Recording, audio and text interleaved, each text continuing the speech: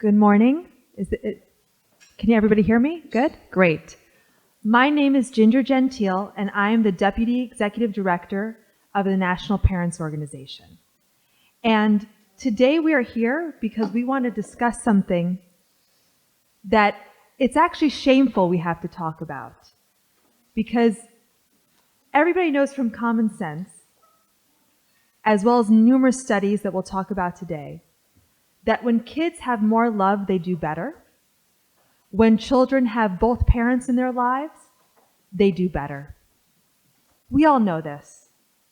But it's a shame that we still have to debate this, and it's a shame that our politicians are not taking action to ensure that both parents have equal access to their children after divorce, separation, or in the case of never married parents. We are at a critical moment because we are reaching a time where too many families are caught up in expensive and traumatic custody battles that can go on for months or years, traumatizing children. Again, this is obvious, but it's not obvious to the people who make the laws. Today we'll hear from people who are studying this issue, but also people affected by this issue, about how while New York is in a very bad state, so is the rest of the United States. Shared parenting and parents sharing their children equally after divorce is not the norm in the United States, even though many people believe it is the norm, and many people believe it should be the norm. Poll after poll, national and local, shows that people support both parents being in their children's lives after divorce. But that is not what's happening. So without further ado, the reason why we're here today, to announce National Parents Organization's Shared Parenting Report Card. This is the first report card issued since 2014, and it's a result of an extensive study about the laws and statutes across the United States and how they impact children. So I want to present the chair of the National Parents Organization and Professor Emeritus and Founding Professor at Ohio State University and the study for and the Center for Ethics and Human Values, Don Hubin.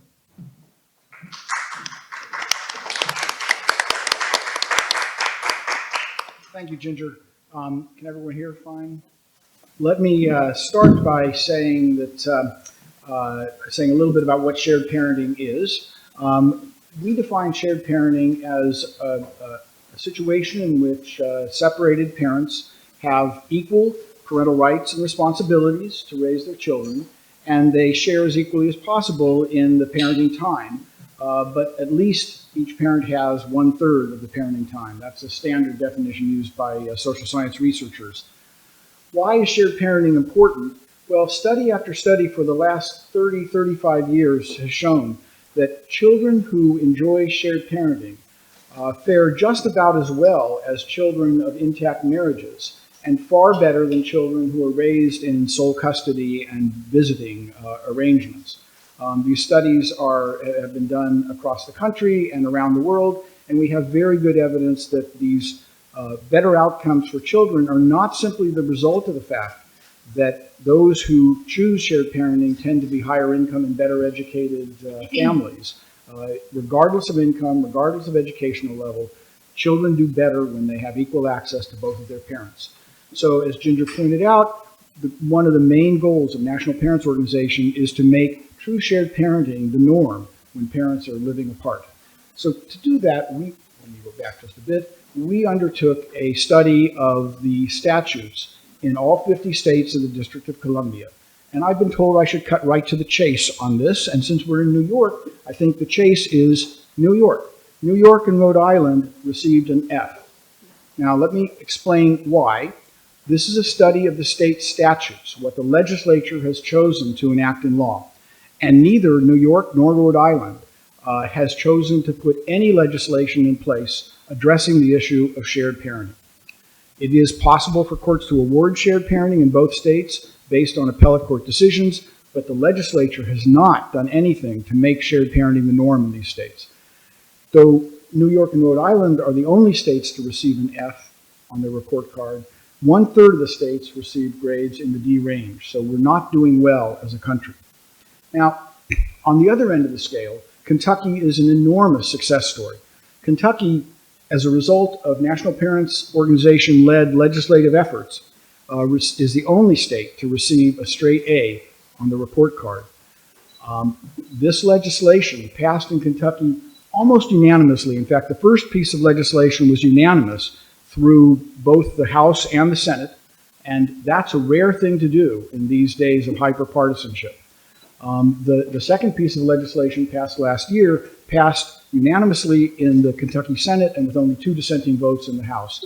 This is overwhelmingly supported in Kentucky, and the polls we've done in Kentucky subsequent to the passage of the laws have shown that this is extremely popular with Kentucky citizens. Now, you'll notice in 2014, Kentucky was one of the lowest ranked states. It had a D-. So that raises the point that Ginger mentioned, that this is the second time we've done this study. We did the first study in 2014, and the 2019 study updates this. The 2019 study is different in some ways, so it's not appropriate to do a precise state-by-state comparison. Some state grades might have changed slightly, even if their legislation didn't change, because we added additional metrics to do a better job of measuring the state's promotion of shared parenting. Nonetheless, there is clear evidence that there is some progress towards the promotion of shared parenting, and in some cases the progress is quite stunning, as in Kentucky. So let me say just a little bit about that. Overall, the average grade for all of the states went from a D+ in 2014 to a C-, showing some progress towards legislatures promoting shared parenting. The better news is this. In those states where legislation was introduced, the average grade went from a D+ to a B-. All of the legislation that we are aware of, having been introduced since 2014, has moved in the right direction. There's been legislation that has moved to a greater or lesser degree towards promoting shared parenting as the norm for separated parenting.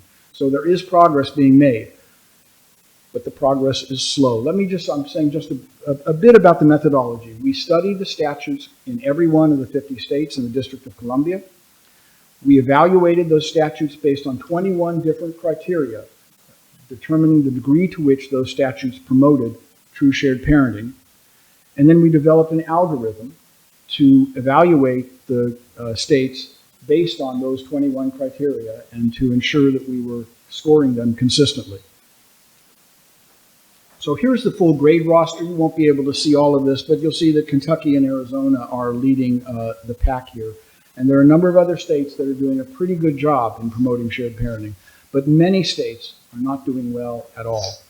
And I would emphasize that an average grade is not good enough when it's our children's well-being that's at stake. All the states should be doing much better than they are. All the states that aren't in the A range should be doing much better than they are. The shared parenting, the full shared parenting report contains a picture of this map, like as shown here, but also for each state, there is a link to that state's legislation, the state grade, and a list of the positives and the negatives for that state. And that's to help activists in those states help guide their legislators to improving the state laws. Let me just quickly show you how this map works. It's an online interactive map.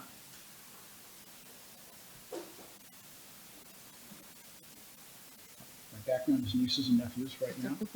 Could be grandkids next time they come back there. Okay, so the map looks like, the online map looks like this. And when you hover over a state, it will tell you, let's start with Kentucky, let's start with the good news. It will give you the grade again. It'll tell you what statutes are involved, and it'll give you the positives and the negatives. And you'll notice that for New York, there are no positives because the legislature has chosen not to address this problem. I'm happy to say that we have an active chapter of National Parents Organization in New York, and they're working on changing this, and they have some legislation under consideration. So we hope that this will change. We hope that the next time we do a shared parenting report card, it will reflect change not only in New York but across the country. This map is linked to our report, which is now live on our site, and you can go to it and find out what's happening in your state.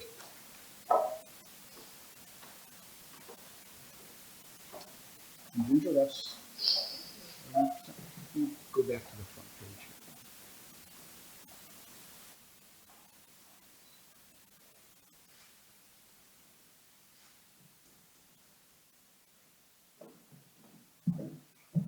Thank you, Don, for sharing good news, but not great news, that there's been some improvements, but we need to work a lot more.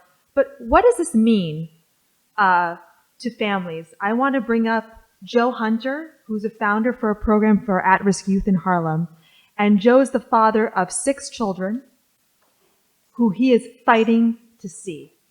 So Joe, if you can come up and tell a little bit about your story.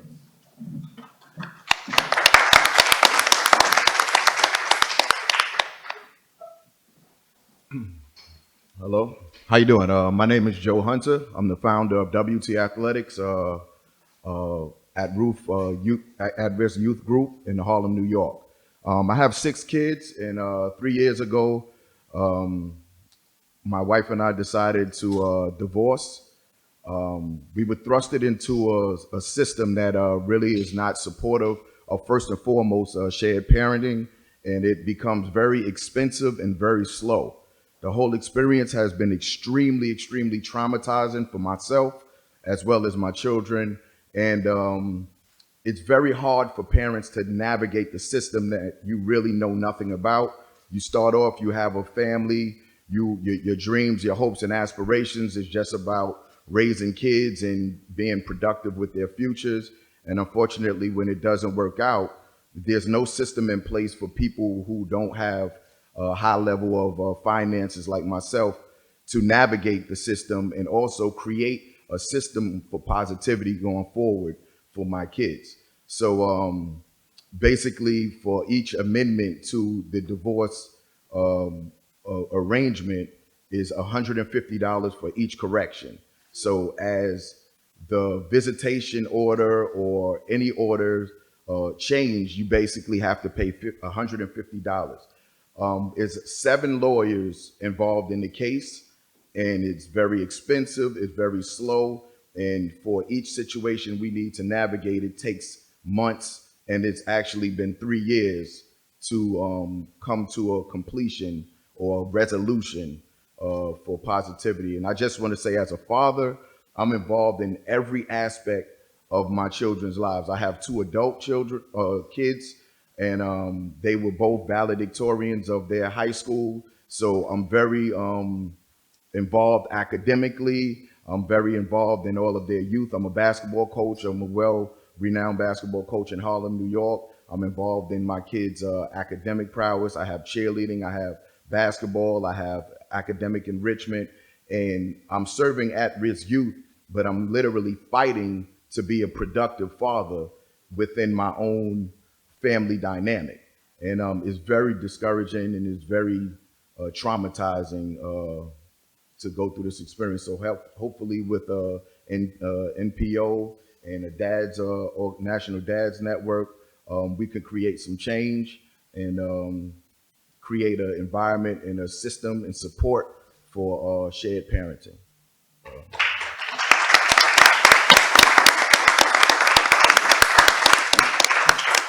Thank you so much, Joe, for that moving story. Last night when he told me there's 7 lawyers involved in his case, I was like, what are you, the Lehman Brothers? And he has to pay for that, most of it, himself. And now for some contrast, I want to call up Natalie Antar, who's a mother who has fought to see her children and has started an amazing organization that she'll tell us about. Natalie?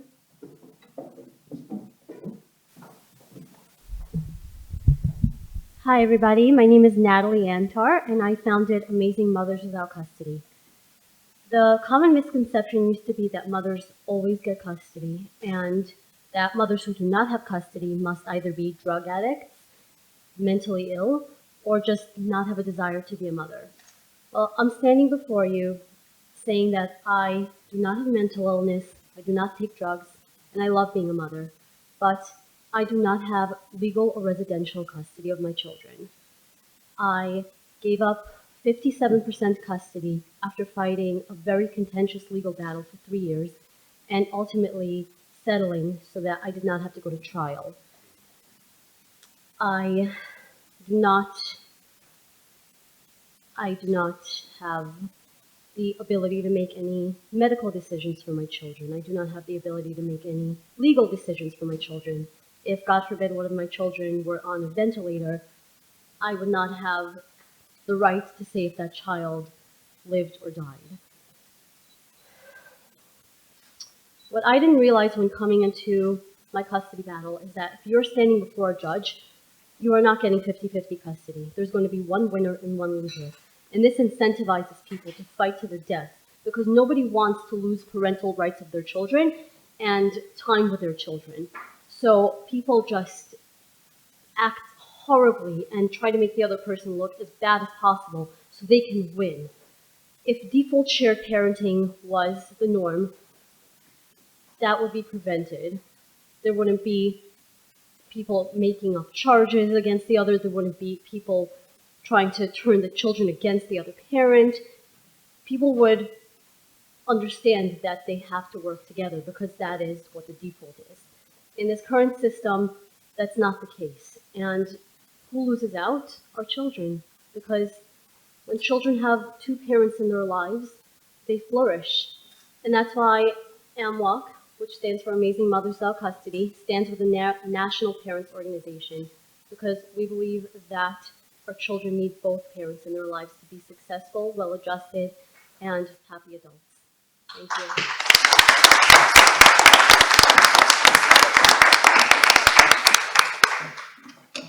Thank you, Natalie. It's heartbreaking how the family courts are making parents fight just to be in their kids' lives.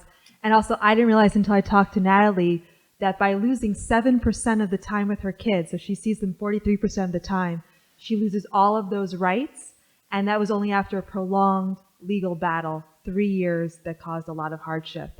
Now, to hear a little different perspective, I want to bring up Kangle Kid, who's a hip-hop legend and rap pioneer, and he'll briefly talk about his struggle to be in his daughter's life, because this affects all walks of life. So celebrity and fame is no shield from this problem.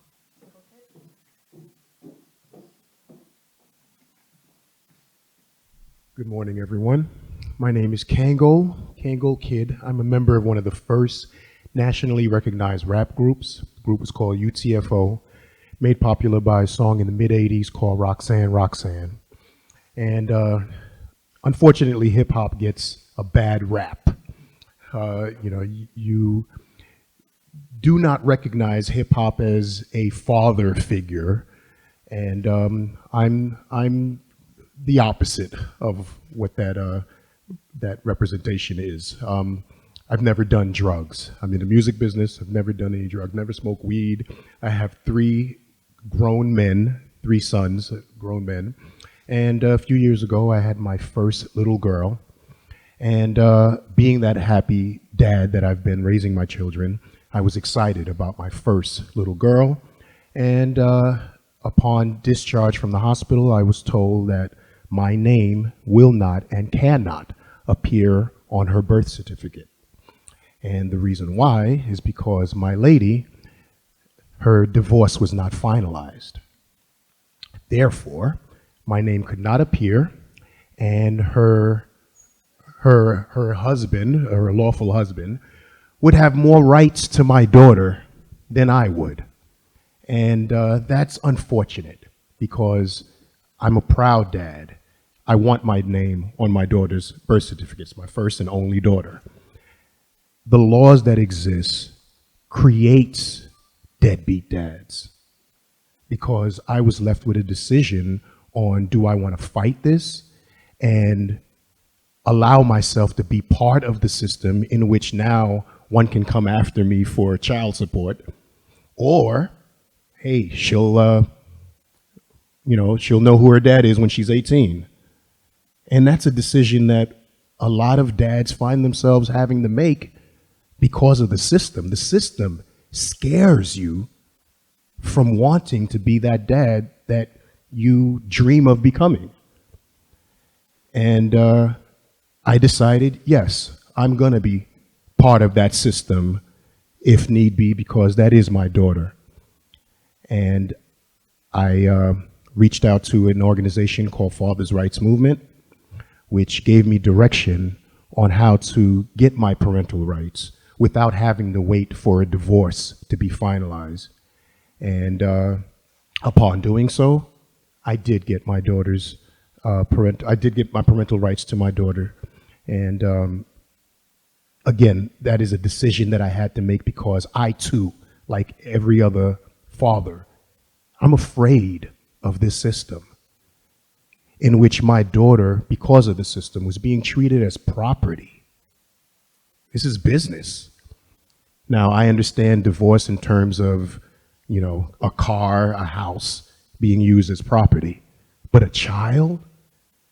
If that's the case, then in my opinion, maybe a DNA test should be provided at the hospital just to prove that I'm who I am and that those rights are mine, not for the system to decide who the dad is, in which the husband would have more rights to my daughter than me. So I'm here to say the system needs to be corrected. Children are not property. This is not a business when you look at children. And so I hope to play a role in changing that so that fathers can be the fathers they desire to be. Thank you.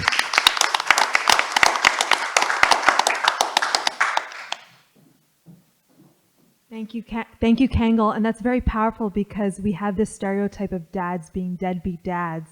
And what study after study shows, statistics and also just talking to dads, is that so many dads want to be there and they're prevented, or they don't have the money to fight. Like Kangal made the decision, but a lot of dads can't.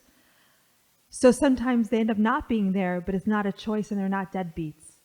They're dads who are pushed out. And now I want to bring up Jenna. Jenna, like me, is a Long Island girl, a recent high school graduate, and like me, suffered through her parents' divorce on Long Island. She'll briefly say what the toll can be on children. Hi, everyone. Thank you for having me. Good morning. My name is Jenna Lopez. I grew up on Long Island in New York, and I am a product of a very long and, quite frankly, atrocious divorce. Growing up, I always knew that my parents had issues, as a child does detect. When I was 12 years old, I was given my first lawyer to represent me in my parents' divorce. And looking at myself, if today I could go back and look at myself as a 12-year-old girl, now being 17, and look at what I was and how frightened I was for my safety, for where I was going to be living, for who was going to be taking care of me, if I could see that again and observe what that was like all over again, it would take me right back to feeling hopeless all over again. And no child deserves to feel unwanted or like a product of system or just like a burden to either the court or to their parents or to anyone that deems them as property and not a human being. And growing up in a situation where my worth was almost so dependent on what my parents were doing in terms of with their divorce and what was going on with them, it impacted me in a way that I honestly don't know how I would be if that didn't happen to me. It was that impactful for me. And the fact that there are children today, impressionable youth, that perhaps are even younger than me going through this from when I went through it.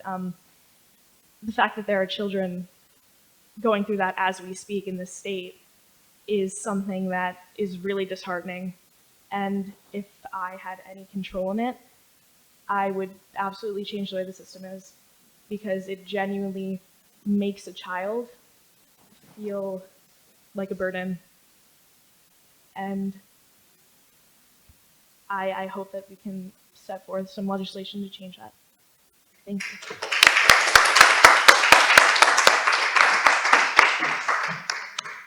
Thank you, Jenna. It's horrible when the system treats children as property and makes them kind of, the prize, quote unquote, that their parents fight over. Now I want to introduce Ashley Nicole Russell, who came all the way from North Carolina. Like Jenna and me, we're a child of divorce, but unlike us, she actually became a divorce lawyer, but with a very different take. And she'll tell us about her story and how she came to work with NPO.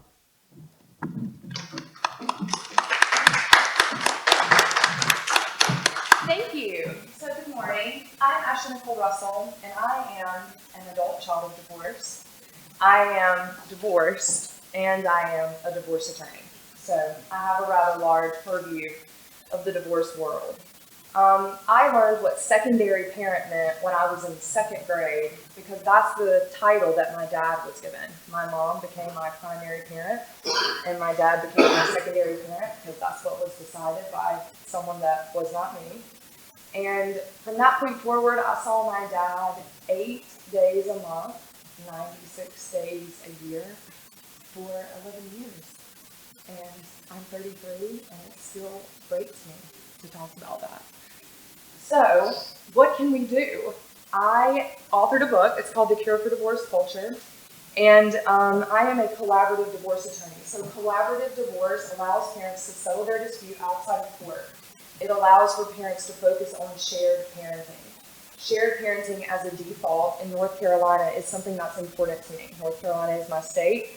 North Carolina still operates much in the same fashion as whenever I was a child.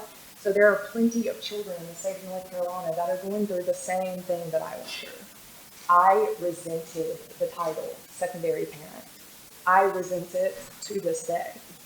It is important that we make a change. It is important that we're able to analyze, and thank you to the NPO to be able to find and display the report card, because that shows a level of awareness. Awareness is what we need. The system is incredibly broken. I was able to connect, whenever I became an attorney, the scars of my childhood to the broken pieces of the system and the direct correlation of those things.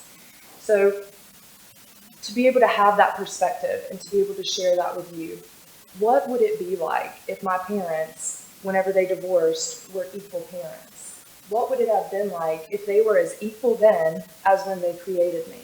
The conflict would have been minimized in a dramatic way, and my life would have been shaped in a completely different way. I was shaped by divorce in dramatic measures, and it is my mission to change how divorce is handled in this country and in the state of North Carolina, and that starts with shared parenting.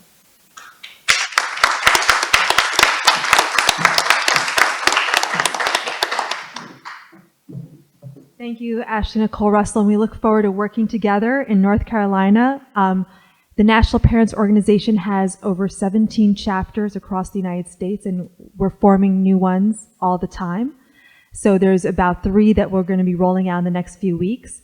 And we're building a large coalition of adult children of divorce, mothers, fathers, as well as professionals, lawyers, ex-judges who are saying, enough, this is insane that we're still divorcing the way we did 70 years ago, pitting parents together, putting parents, it literally says verses on the divorce files, and this shame has to stop.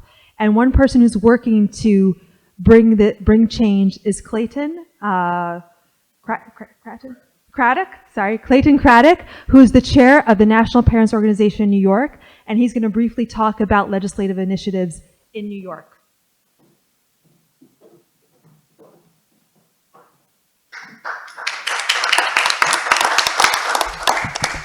Hi, my name is Clayton Craddock, and I'm the chair of the New York affiliate of the National Parents Organization. I came to this work because I fought for shared parenting during my divorce 11 years ago. Parents automatically have joint legal and physical custody simply by being parents and living together. They keep that basic right until someone attempts to have it removed through the process of a custody hearing. In other words, people don't go to court to get custody. People already have it. People go to court to avoid having it taken away. The New York chapter of the National Parents Organization is working to build a large coalition of moms, dads, adult children of divorce, psychologists, lawyers, and judges to go to Albany to pass shared parenting legislation. I find it shameful that Kentucky is the only state that has default shared parenting legislation at this point. We need common sense law here in New York State that, at no cost to the taxpayer, will create healthier families. An update in matrimonial law would mean neither parent is afraid of losing significant contact with their children simply because they no longer wish to live together. When people divorce or separate, it doesn't end their family, it just rearranges it. Let's help bring New York State into the 21st century and do what's right for our children. Thank you.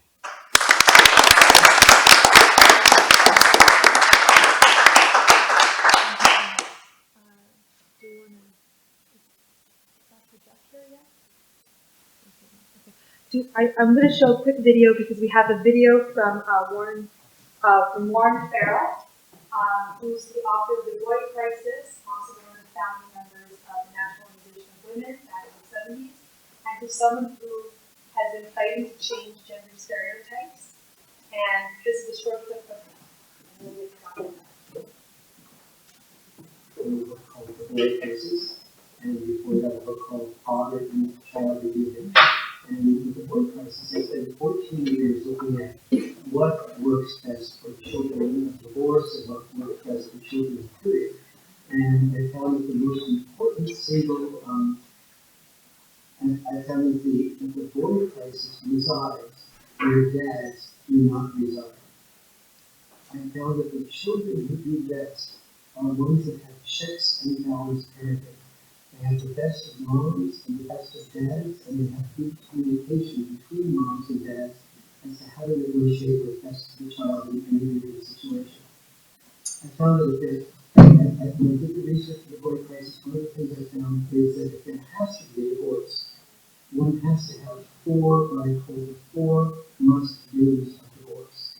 Must-do number one is that the children who do best have about an equal amount of time with both their dad and their mom. Number two, they have minimal amount of, or no, badmouthing from mom to dad or dad to mom. Number three, they live within about 20 minutes of drive time from each other so that the children don't get upset that they have to miss a school activity or miss a friend's party to be able to see the other parent.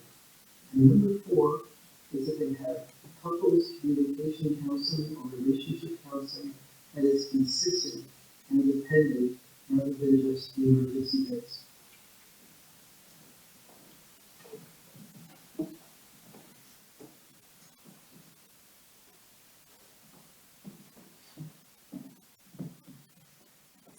So now we are very honored to have Dr. Jeff Gardere with us. He's known as America's Psychologist.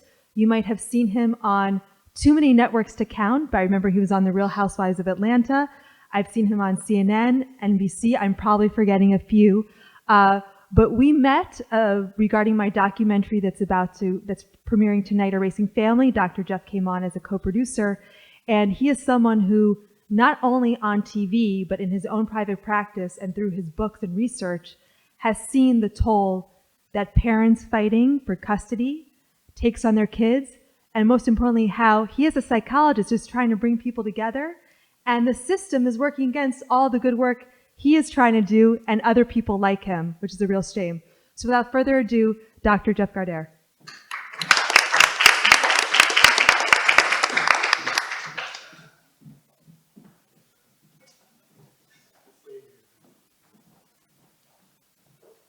Hello, everyone. So good to see you all. So good to see some old friends.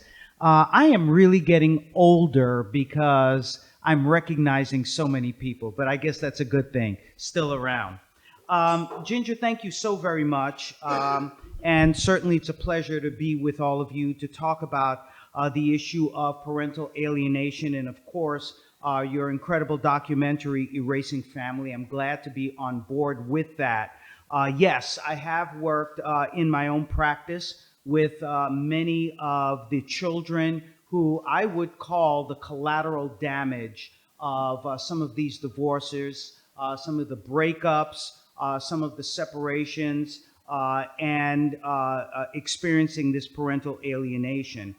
I know that in many ways that the courts at times, I don't like to point fingers. It was never my thing, and it never will be. And I know that's not why we're here today. We're talking about the solutions as well as some of the issues. But I think it's important that the courts understand that it can't just be a legal process of saying who is the best parent.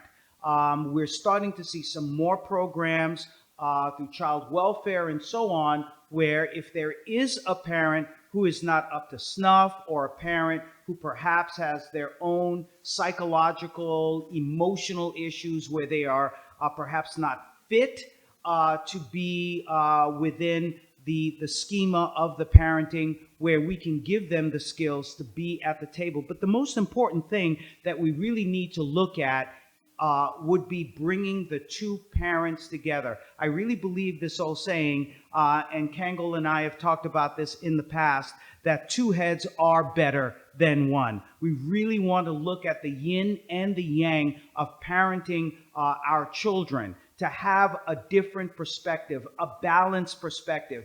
When we're just singular in our own heads, sometimes we don't deal with the reality of something that may be different. And those are some of the things that we see as far as the impact with regard to parental alienation on our children.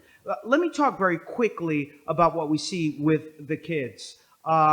We see that they have issues with self-esteem. And I just got here, so I'm sure this has been presented. But we see issues with self-esteem. We see increased issues with depression later on. We see internalization of some of the things that are said, the negative things that are said about the other parent.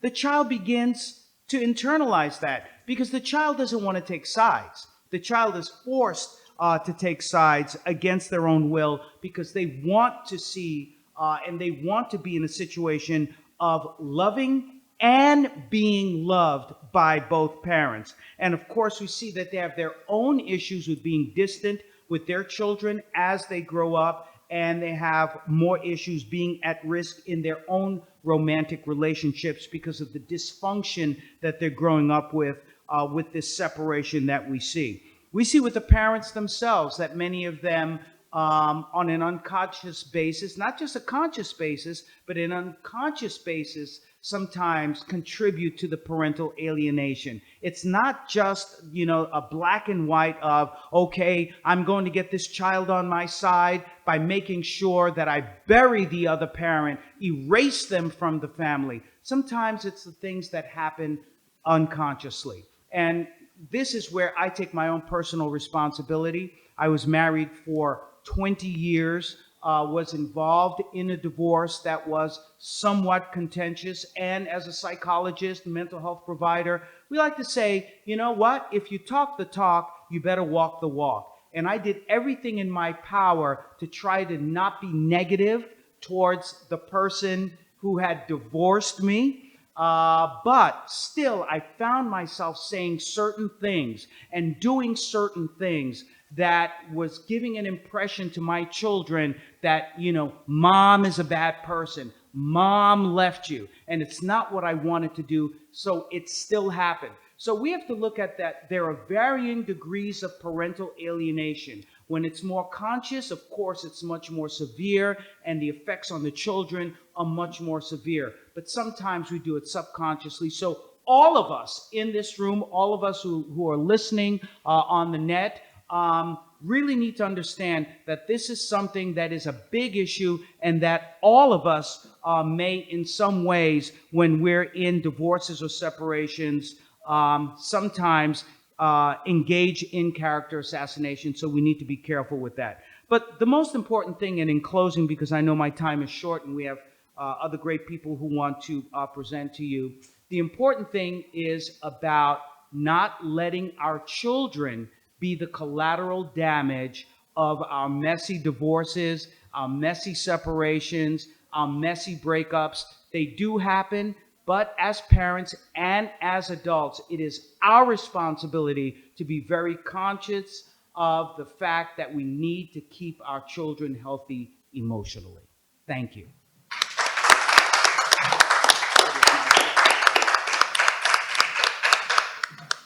So NPO was delighted to bring on board Ginger Gentile as our Deputy Executive Director. And one of the reasons we were so excited about bringing her on board is that she has a great deal of experience and passion for the issues that we care about for shared parenting. And I was just reminded by your terrific comments that we have for a long time been asking the wrong question in our courts. We've been asking who's the best parent.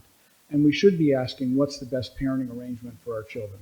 And the research is now clear. The best parenting arrangement for our children is almost always for them to have equal access to both parents, so both parents are involved in their lives. It's better for the adults, it's better for the children. Ginger is premiering a film. And Ginger, would you like me now to play the trailer, or do you want to say something to lead in? Okay, let me.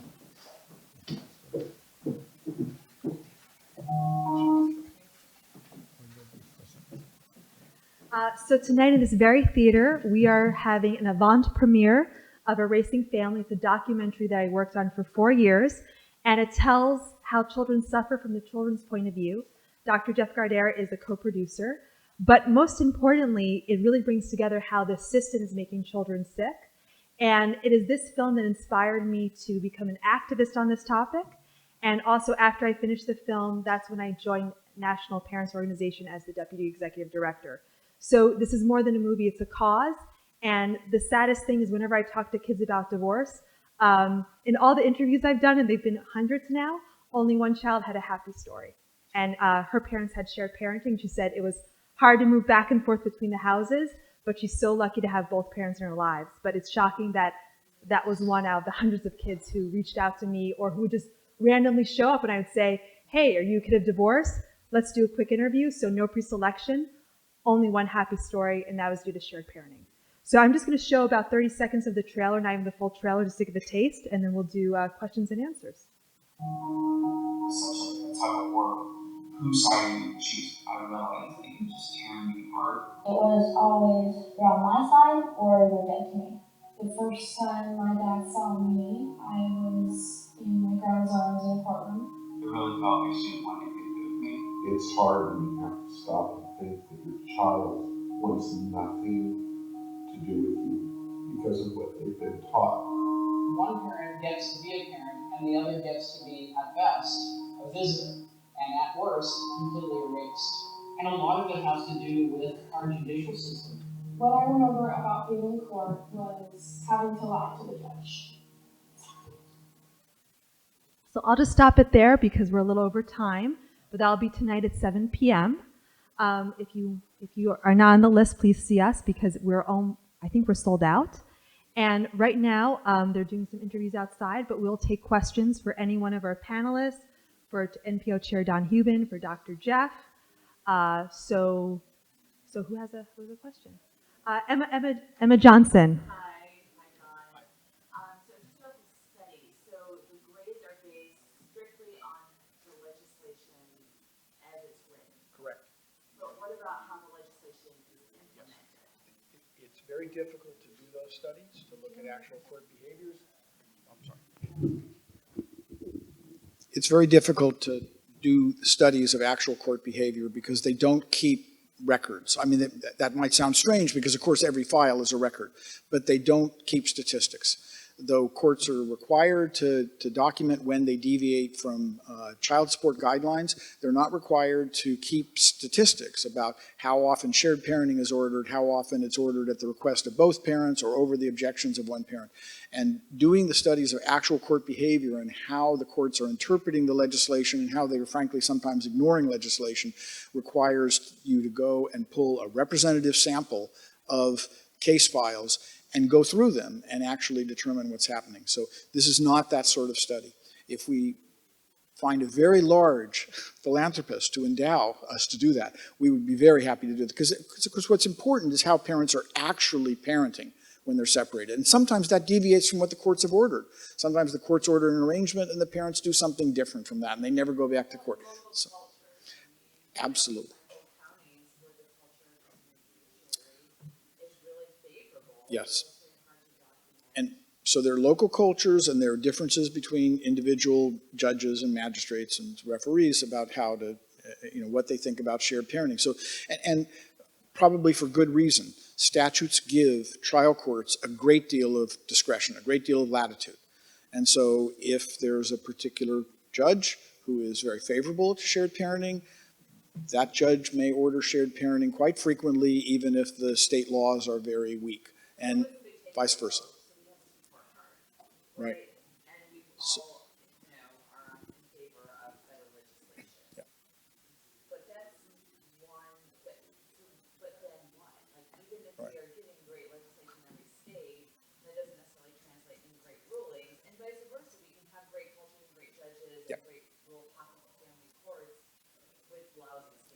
I'm so glad you asked that. I mean, we addressed that in the report. We understand that it's just one part of it, and that what really matters is what happens on the ground. That's what affects children. But legislation does influence what courts do. Sometimes courts ignore legislation. They have a great deal of latitude, but legislation does influence it. And increasingly, parents are coming to divorce court pro se. They're without legal representation. Parents who are acting on their own behalf in court, they don't understand case law, they don't understand precedent, they don't have the time or the knowledge to research that. But statutes speak to the citizens directly. And if the statutes say clearly, as the Kentucky statutes do, that the presumption is that parents will continue to have legal custody of their children, decision-making rights with respect to their children, and they will share equally or substantially equally in the parenting time, that sends a message to parents. It sets a default for parents, and that's very important. We're very aware now of the role of defaults, right? How many people change the default shipping from Amazon? Usually you just click and take the default. Right now, in too many courts, the default is one parent is the real parent, the other parent has parenting time, visitation every other weekend. We want to change the default. So I just, before Natalie answers that, just two quick things. One is that National Parents Organization does have a study on differences in custody statutes in Ohio, county by county. So it does bring up how there are different statutes. So you can get different parenting time just by what county you're in Ohio. And what is interesting is after that report was published, at least 2 counties increased their statutes to more shared parenting. So just by talking about this, yeah, 5 counties. Oh, sorry. I was very pleased with this. In Ohio, the state law requires each county to have a parenting time guideline, parenting time schedule. And most local rules, yeah. And most of the counties, it turned out 64 of our 88 counties, had the every other weekend and one evening a week or less time. And 2 counties had equal parenting time as their default schedule. After we published our report, 5 counties changed their local rules. 3 of them went to equal parenting time. The other 2 went to multiple schedules, several of which were equal parenting time, which signals to parents that you're not locked into this every other weekend, one evening a week schedule. You can do something different. And so we're very pleased with that. So that's been exciting. So just by talking about this, sometimes just the shame factor, and making this out in the open, because it always shocks me that half of families go through divorce, and it's something that we don't talk about. Another interesting fact that came out of a study from Kentucky, and this is based on court data, is after the law was enacted with default shared parenting, not only did divorce filings go down, so people are going to court less, but also cases of filings for domestic violence went down.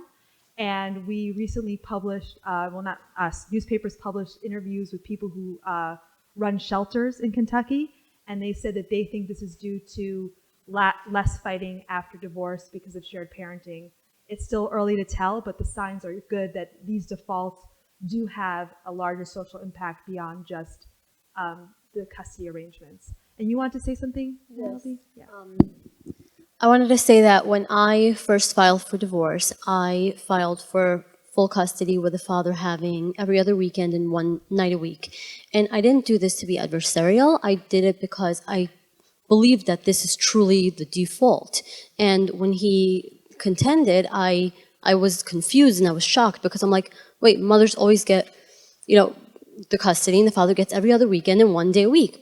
Because that's what society taught me. So I feel like if I as a parent understood what shared parenting was in that there could be that schedule, it would have gone totally differently. It took me almost 2 years to realize that, but by then it was so late in the game. So that's why I think it starts at the legislative level, and then it can go on to societal level. So the book that I wrote is called The Cure for Divorce Culture, because you're 100% correct. The culture of it is a massive piece, and it's a culture of fear. That is the basis, is fear. And divorce attorneys prey on that fear in a large way. And the system itself is an incredibly broken system. Family court actually is not established in any state laws. Family court is derived out of district court. District court itself gives it the ability to have family court. So it's pretty amazing what happens in that level, but it is a culture of fear. And the breakdown of that starts with parents choosing better decisions. So like you said, you didn't know that there were choices. You probably didn't know that you could settle outside of court. I did not. And so most people don't know that, and you can settle outside of court. Parents have no idea. So it's a big misunderstanding. Everybody misunderstands what's going on, and they're also broken because they're so afraid. This tidal wave kind of started in the early 80s from California and spread across with no-fault divorce filings that created a massive tidal wave of filings, and that created a backlog which created this culture of fear. And so it's breaking that down. This is one step, but also choosing not to go to court and to be able to settle outside of court is also a great way to start to break this down. But it's awareness. It just starts with awareness. Now we finally have these generations of adult children who can say, let me physically tell you what that felt like and how broken that made me. And, the statistics are just dramatic. I publish a lot of different studies in my book. Suicide rates, alcohol and substance abuse rates. Actually, the school shootings are very related to child custody battles in single parent homes. If two people's parents are divorced and they get married, their likelihood of getting divorced is 200% higher. I mean, it's just kind of the culture that we're living in. But this is where we start to break that down, and it's really actually going so much better than it has in the past. So because we're running, we have time for a few more questions. So Sue Keenan. Yes, hi. I don't want to put you on the spot with a numbers question, but in terms of getting more legislation like there is in Kentucky nationwide, how expensive is that? And I know we've all read of different states attempting to pass similar legislation. Were they defeated across the board, or were they compromised down to statutes that were less than ideal? Well, the answer is mixed. In the report, and I don't know the number off the top of my head, but in the report we say how many states have introduced legislation, how many pieces of legislation were introduced in the 5 years since the 2014 report, and which of those states were successful and which were not. In some cases, they were watered down. And in some cases, it turns out to be a little bit difficult to determine how strong the legislative language is. And we mentioned this in the case of Arizona. Their statute says that courts will construct a parenting time schedule that maximizes the time that the children have with each parent. And it was unclear to us exactly how courts would interpret that. Because there are other states that have language about maximizing time, and courts are not interpreting that as anything like trying to provide equal or substantial equal time. In Arizona, they are. So we're looking at the text of the statute, but when we have evidence that the statute is being interpreted in a certain way, that reflects on how strong we think the language actually is. I mean, it's very clear in Kentucky. The language is clear. It's direct. Now, it remains to be seen if the courts are really following this, and we will be following up, but it appears they are. We have some anecdotal evidence from some attorneys that practice in both northern Kentucky and southern Ohio, because you've got Covington right across the river from Cincinnati, and they tell us that it is much easier to resolve divorce cases in Kentucky than Cincinnati, because